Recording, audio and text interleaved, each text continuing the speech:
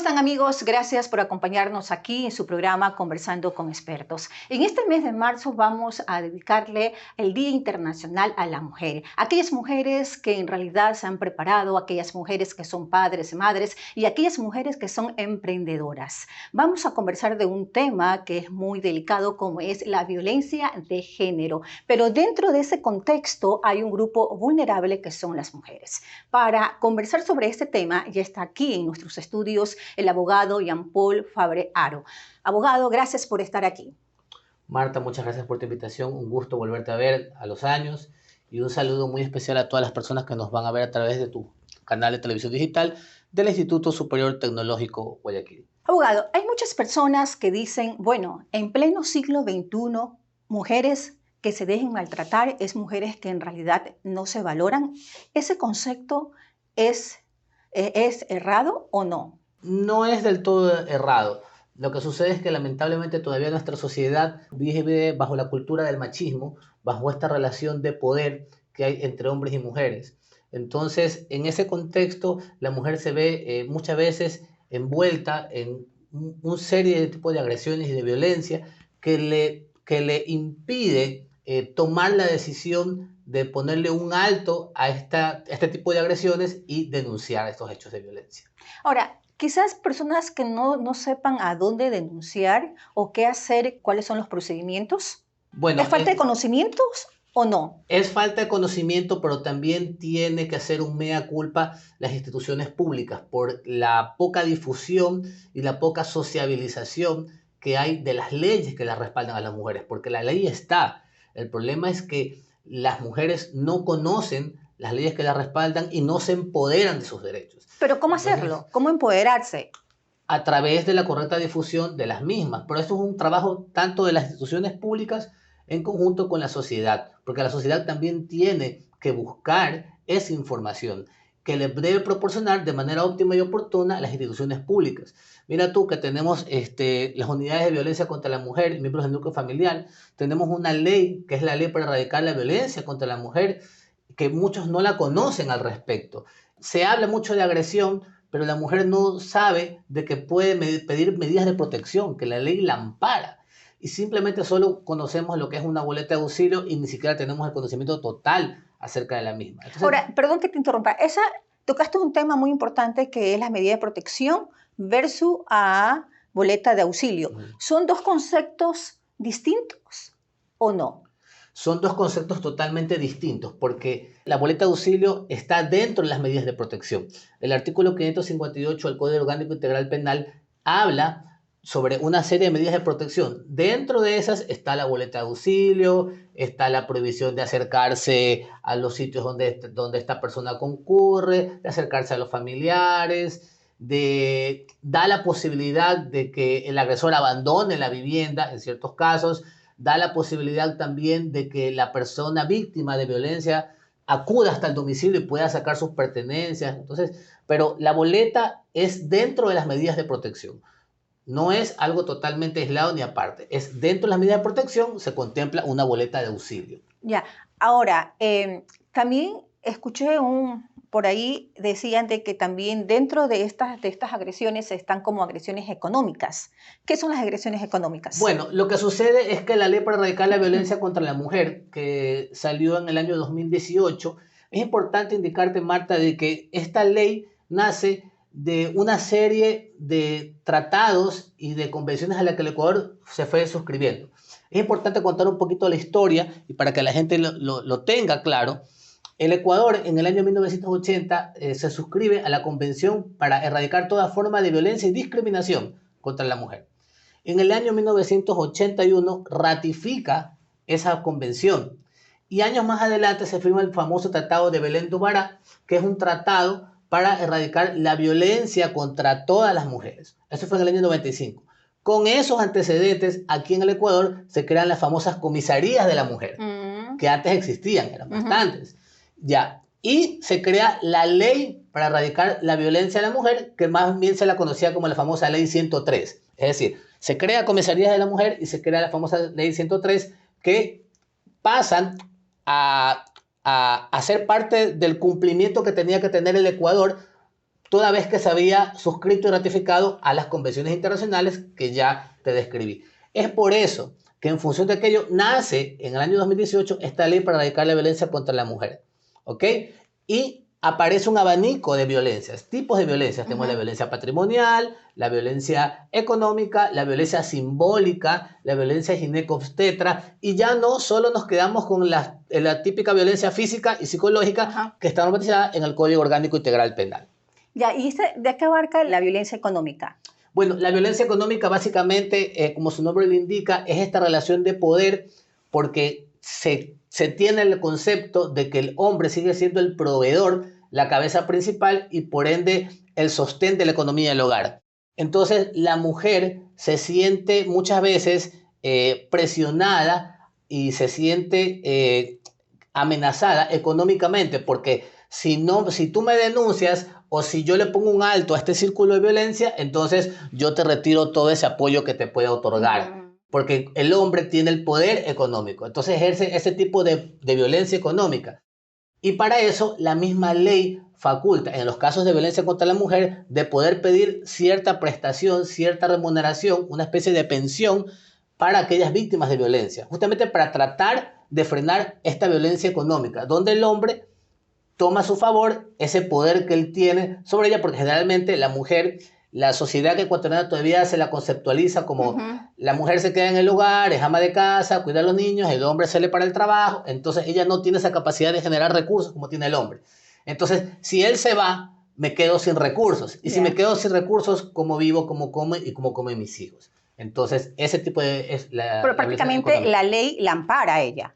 Exacto. Ahora, exacto. ella no puede decir, bueno, es que como yo no trabajo, no importa, yo tengo que aguantar, que mi conviviente me pegue. No, porque tiene esa posibilidad. Así es, así es, así es, así es. La ley lo contempla, la ley lo contempla en absoluto.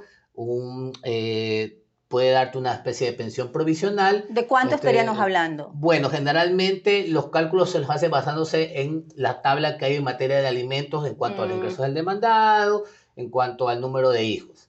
Pero la ley sí te contempla que tú puedas recibir una remuneración, una ayuda. Aunque sea un sueldo básico. Dependiendo de los ingresos del agresor. Y muy dependiente de que tenga hijos.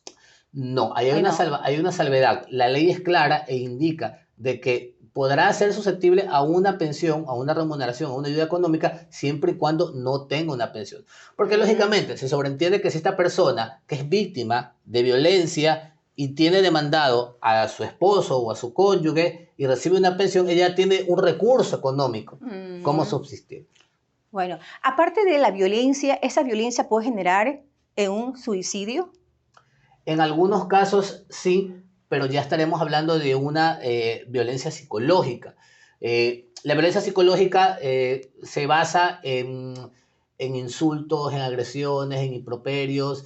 La víctima de violencia psicológica entra en un estado mental débil, vulnerable, se siente acosada, se siente perseguida y eso puede detonar, bueno, yo no soy psicólogo, ellos son los más expertos en el tema, pero eso puede detonar en una decisión fatal.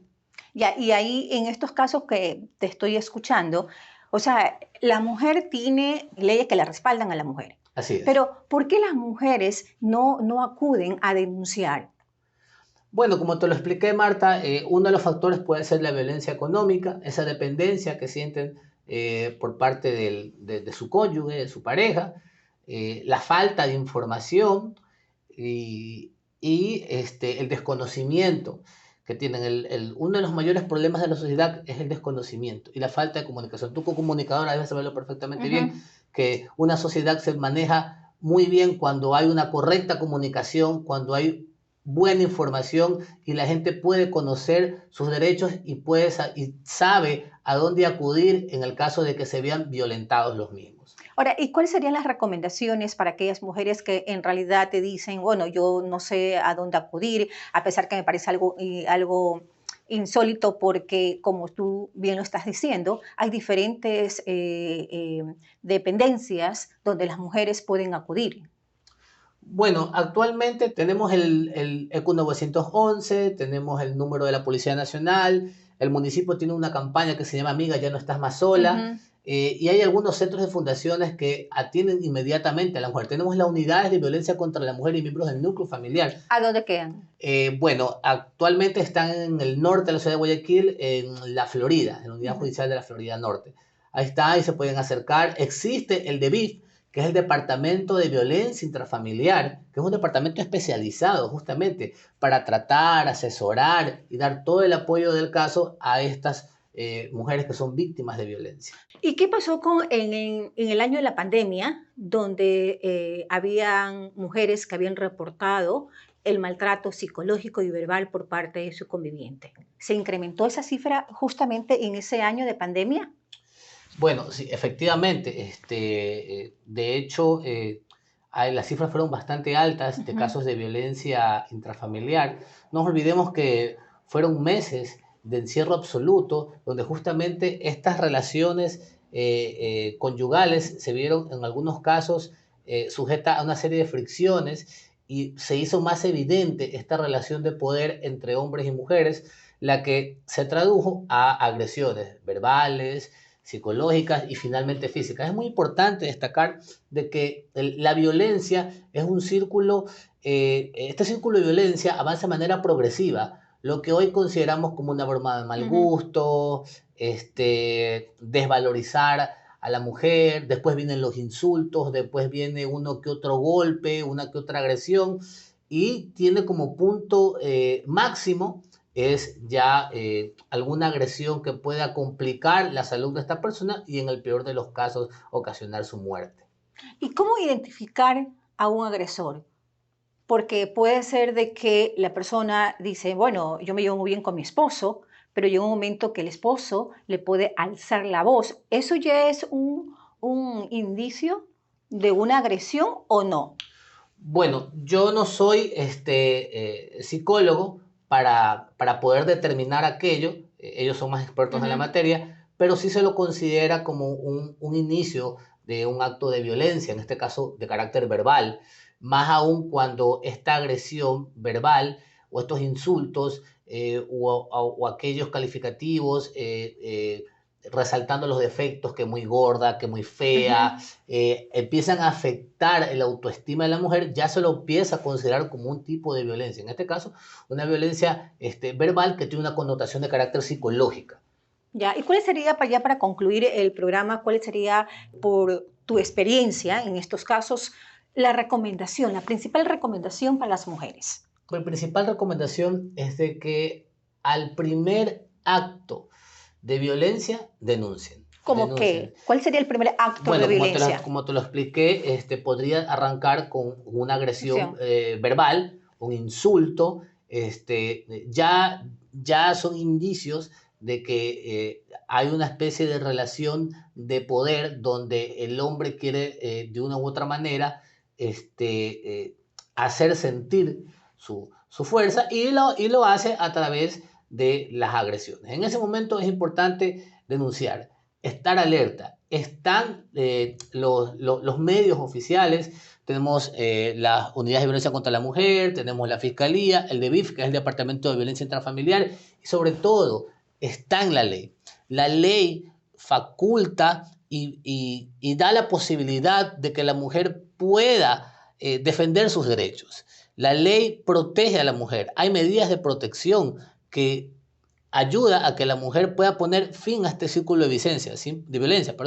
Es simplemente tener la convicción de que hay un Estado que la respalda y que sobre todo los ciudadanos conozcan sus derechos y se empoderen de los mismos. Bueno, y sobre todo, como mencionaste, hay diferentes dependencias en la cual donde las mujeres pueden acudir y denunciar a su agresor. Es decir, que no están solas.